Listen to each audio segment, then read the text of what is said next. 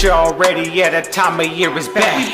PPL live, it's time to crown another champ. 2023 to 24, it's going down. Lots of competition, only one can wear the crown. Hope that you're already at a time of year is back. PPL live, it's time to crown another champ. 2023 to 24, it's going down. Lots of competition, only one can wear the crown. Squad underestimated, finally won his first shit. They put the work and made some trades, yeah, that was good shit. But don't get comfortable, the league is filled with champions. Don't sleep on your opponent, better stay away from ambience. We back again, another year of PPL. Back to talk smack again, we treat it like the NFL. Time to stack your rosters up and build your best to never fail. By week 6 we take advantage, if you're weak cause we could tell. You better bring your A game, be solid like an A-frame. A new year but the same thing, you better be ready to bang bang. It's showtime, PPL live is ready to go. Gino the Jet will let you know we won't be easy, that's for sure. When the pass smack and bones crack, yeah, you gotta love that. Glad it's back, PPL is running back. Live shows, speak the facts, analyze and talk the trash. Play the game to win the cash, never try to end the blast. Hope that you're already at a time of year is back. PPL live, it's time to crown another champ. 2023 to 24, it's going down. Lots of competition, only one can wear the crown. Hope that you're already at a time of year is back. PPL live, it's time to crown another champ. 2023 to 24, it's going down. Lots of competition, only one can wear the crown. PPL live. Here we are at the final four of the PPL. We are at the very end of the 2023 season. 1 week left. 1 week to decide who will represent the PPL in the 15th annual Pantheon Cup. Gino the Gent here with my man Ulysses S. Hate. Give him a what's up, Ulysses. What's up, PPL? We're here. We're ready to go. It's time to decide who will be the best of the best in the PPL. But before we do that, we got to take an eye back to Wild Card Weekend. Starting with the Twins making it back to the Final Four, avenging their defeat only for the Boston Pantheon Cup 13, 137 to 129. Squad underestimated does it again. Back in the Final Four to defend their title. Get by, appease the gods. 139 in a leave no doubt effort to 101. Alright, Ulysses, man. It was a lot of action this week in the PPL playoffs. Our man, the Omega Conference champs, the GAFF, called both matchups right, man. What do you think the squad underestimated? Yeah, I mean, whenever I look at what these guys did last week, at this GAFF squad matchup, I'm not sure squad's necessarily, or I should say the GAF's necessarily happy about this matchup, and I'm sure the squad is probably feeling the same way. I mean, these were so the two most high-powered offenses throughout the season, especially down the stretch. Both guys were really putting up numbers. What I look at here though is squad I think is really in a tough position matchup wise. What I mean there is, you look at this squad, he's got 7 guys playing in 2 matchups. With the Dallas-Miami matchup, with the San Fran-Baltimore matchup, he's got a lot of people in those matchups, and I just like what the GAFF has on the other side. If Dak does well, that hurts Dallas coach, right? Or the Dolphins coach, right? I expect Dallas to get out there, and I expect them to actually get that win, which, I think the squad can go find a different coach option. I just don't think the Dolphins are the right one with your current lineup. On the other side of that, again, if he's betting on Dak, he's betting on CeeDee Lamb, which the GAFF will have a check on. And I'm looking at what happened last week, and Dallas couldn't really run the ball. Sure. Tyreek Hill is banged up. Miami's got Raheem Mostert and Ashane. I see them running the rock. I see them really forcing Dallas to do this, and again, puts squad in a tough position. Basically. Yeah, the Buffalo blueprint. Why deviate? I mean, hell, they couldn't stop it, and so I think the backfield over here is much better. Dak doesn't play as well away from the confines of AT&T, and so we'll see what he can do down in Miami. I mean, again, Tyreek, if he plays, he has to start him. If he plays, is he 100%? That's a big no, man. He can't be. No, he can't, and so it's just I don't know where squad really goes if he doesn't. I mean, Nakua cracked the lineup, but just you saw it, the production is not the same. Yeah. He does have Christian McCaffrey, who is the league MVP. Let's not. Yeah. I mean, let's not kid ourselves. Factored huge. Has Sam Laporta, who I would say was the free agency pickup of the season. Definitely. I mean, he's got a keeper in that kid. The other side, I mean, the GAFF seems to have everything going for them this week. Jalen Hurts playing against a Giants team. You know AJ's going to factor. Kenneth Walker's looking to start. Jahmyr Gibbs, I mean, maybe it's just me. Montgomery's going to factor over there, but they're really priming this kid, not just for this stretch, but, you know, for the back of that team. Yeah. I think Hawkinson is one of the few checks on Laporta. The fact that they're playing each other, right. I mean, we're going to see that. I think the GAFF is one of the few teams that can match squad at the tight end position right now, man. I mean, I love that he went out, got the Bills coach. Butker should factor.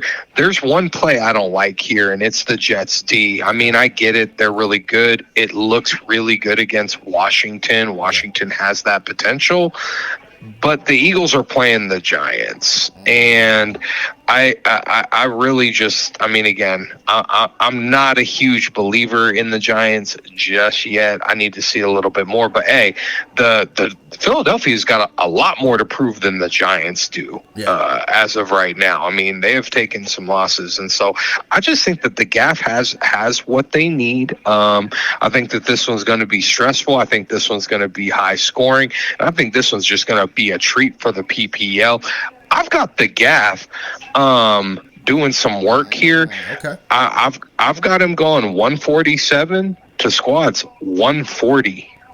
So you got a big one, and you got the GAFF making their fourth Pantheon Cup appearance, man.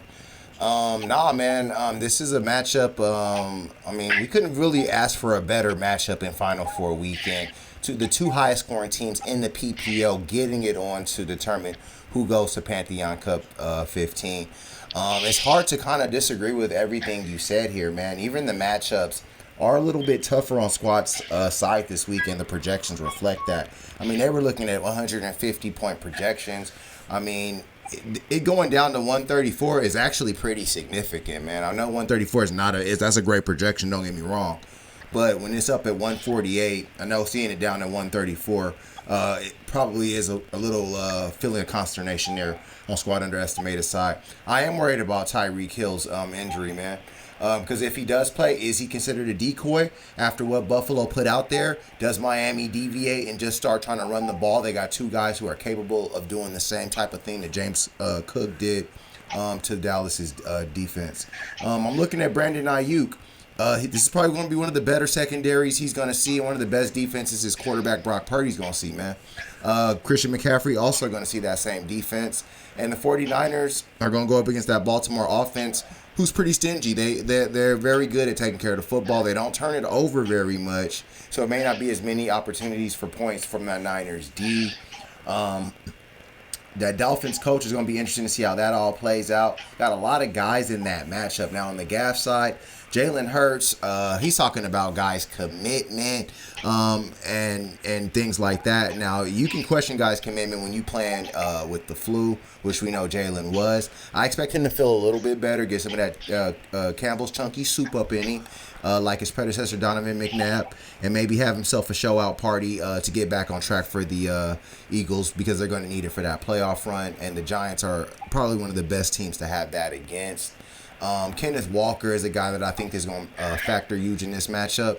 And let's talk about it, man. CeeDee Lamb is the check of checks. I mean, he gets such a big part of that pie chart of the passing of Dallas's offense that if Dak does have a big day, CD may be one of the hugest breadwinners of that. We just talked about TJ Hawkinson, and I think DK Metcalf can be a real dark horse in that match in this matchup. That Tennessee secondary isn't all of that. I mean, we saw Case Keenum put together a few nice drives against them. So I think regardless of whether it's Drew Lock or Geno Smith, I think DK Metcalf is going to be a quality play.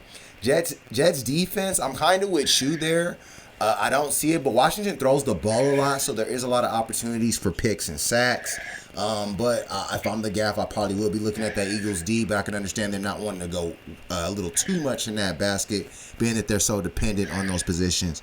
At the end of the day, it's going to be a tough one, but I think that squad finds a way to do it from a big performance from a guy like Alvin Kamara. I kind of talked myself out of it, but then looking at certain things that could crack, I think that the squad underestimated does do it. I think that the Eagles' struggles are a little bit more glaring than they may want to lead on that they are. And I think that they might be even slowed down in that matchup with the Giants. I do like the Seahawks guys, and I like Jahmyr Gibbs. But at the end of the day, I think that Brandon Ayuk and Christian McCaffrey will save squad underestimated on Monday night, and they pull it out in a close one. I think this is going to be a little low scoring than everybody expects. I got squad underestimated going back to defend the Pantheon Cup title, winning this matchup 127 to the GAFF Attacks 121. And moving on to our next matchup, we go into a matchup of huge historical significance. A big one in the PPL. Both of these teams making a residence in the Pantheon Cup. One of them will be renewing their residency. We got a huge one, a rematch of Pantheon Cups 1 and 8. We got Patty's Twins taking on the Alpha Conference champions, the Argonauts. Alrighty, man, big one here. We got Patty's Twins going up against your buddies, the Argonauts. The Argonauts said they have nothing to prove in this matchup, so why preview it at all? But hey, we got to do what we do, man. What do you think of this matchup? Patty's Twins taking on the Argonauts. A big-time rematch of our first Pantheon Cup. A big rematch, and I'll say, my buddy, the Argonauts, I think are going to be running into a monster of their own making. Okay. When I look at this matchup, I really have to look at the trade between these two teams that set them up with Brock Purdy, which, let's be real, when Aaron Rodgers was at the helm of this team, perennial again, workhorse franchise. I mean, one of the best. When he left, there was a lot of question marks. And again, early on in this season, a lot of tumult. Right. It was not cracking. Ever since Brock Purdy's been in the lineup since week 11, if these teams were to play head to head, the Twins would have got, 3 of those 4 matchups. Okay. So really, this was the shot in the arm the franchise needed.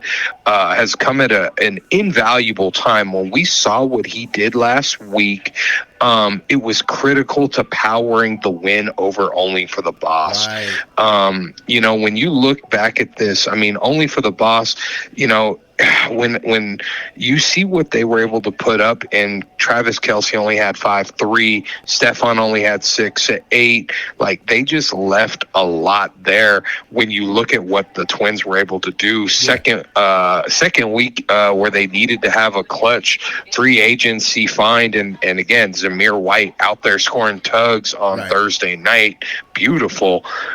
Moving back to this week, I think that they have what it takes, especially at the QB position. I mean, he's playing Baltimore, but you know what? I'm seeing Lamar making a lot of easy mistakes. And again, you make some easy mistakes against a good defense, I think that actually sets Brock Purdy up in some really ideal situations. short fields. Austin Eckler, Austin Eckler, man, he's playing for his career right now because they just cleaned house in LA. He's probably on the chopping block, if not already out the building. Right. He's got to put together a resume going into this off season to get a contract somewhere. So I'm expecting big effort from that cat. And hell, the Chargers have nothing to lose by trying to juice his production right now so that somebody will come a-calling. So they're both incentive to play him. Yeah. Jonathan Taylor can crack back up into the lineup this week, and that's huge. I mean, when this injury happened, I was putting a fork in the Twins. They have been able to sustain themselves to get this depth back. That's definitely something that would be the shot in the arm. Love Amon-Ra. Cortland Sutton has no excuses against a New England team that can be got. I love the Addison play here. Like, let's see what's going on and where guys are going. I mean, is Jefferson the better athlete? Absolutely, but he's been out of the lineup to a degree that, again, we don't know where he's at, but he's definitely not as in sync with the rest of the team as Addison is right now. I mean, because the Twins got that win, and if they would have started him, they would have left no doubt last week. They would have left no doubt. Wouldn't have mattered who they played. I love the Colts D against Atlanta with that current lineup. It should be. And again, that Baltimore 49ers, I've got the Niners getting that. I look across the way here. I mean, the Argonauts just, again, have to make some choices. Is it going to be Stafford? Is it going to be Goff? You could legitimately make a play. Either looks great now. Come next week, one of these cats is gonna have had shown out. He's got to find out. He's got a total handcuff with Tony Pollard. I know he's been frustrated with that production, but he can't move him. Like Achane, if Jefferson's playing, has to play him. He needs a quality. He needs a Cooper Cup performance that he traded for. This is when he absolutely needs it. It'll tell us a lot about how this team shakes out. Not just in I mean, obviously the rest of this season, but where he views Cooper Cup in this franchise's long-term plans, or is he trying to deal him? George Kittle, I like him as a check on Monday night. I think he absolutely needs that. The big kind of the stressful point here is Devontae. We were talking about it, Gino, on a team that goes 0 1 week, scoring more than 60 the next. You don't know what the hell's about to happen. And Kansas City has shown that they can be scored on, and it could be sporadic out there. So I think he has to go there. I'd be stressing. I'm not so sure I'd be playing Broncos anything right now. Looked very porous last week. And let's be real, New England hung somewhat with the Chiefs. Right, they did, yeah. And so I'm not slouching on that. I think that the Twins do some work here, and again, I think with guys going on Monday night, Argonauts are not going to be able to really let up at all. I think they have to go aggressive here and hope they can get a Thursday night lead. But I think ultimately the Twins just have the right things going for them and have shown that they can scrap it out. Won this matchup by less than a point earlier in the season. I've got Patty's Twins setting up the grudge match of grudge matches against the GAFF for the final. I'm going to go Twins 129 to the Argos 125. All right, man. How am I picking the Argonauts and you not after that interview last week? I'm just wondering, man. But looking at this matchup, there's a lot of reasons to like the Twins.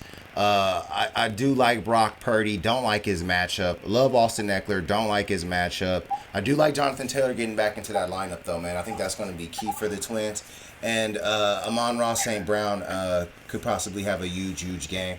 If that Minnesota Detroit game gets high scoring, that could be a huge boost for the Twins because they'll have Addison and Amon-Ra on both sides of that. I'm looking over at Cortland Sutton. If the Broncos are to win that matchup, he's probably going to play a big role in that. So the Twins even have a check on the Argonaut coach. But The thing that I like about the Argonauts when I look at this matchup is the fact that Justin Jefferson is going to have another week under his belt back into that lineup. Him and Nick Mullins were started to get acquainted as that matchup went along. Now, Addison did have the 2 big plays, and he did score the touchdown. But Justin Jefferson's getting the target share that he needs for the Argonauts to feel comfortable. I'm also looking at George Kittle. Now, he's not the greatest check because Brock Purdy can have a huge game without George.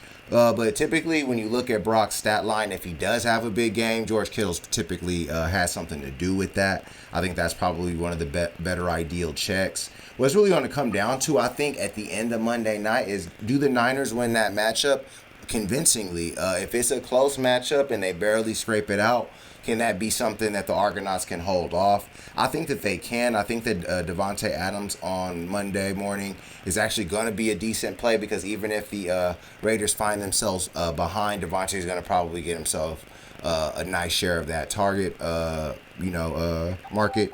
So at the end of the day, it's going to be a tough one. Both of these teams are really, really good. But I've got the Alpha Conference grudge match while you have the Omega Conference grudge match. I got actually the Argonauts winning this matchup, setting up a blood matchup and a rematch with Squad Underestimated for the Pantheon Cup, a rematch of Pantheon Cup 10.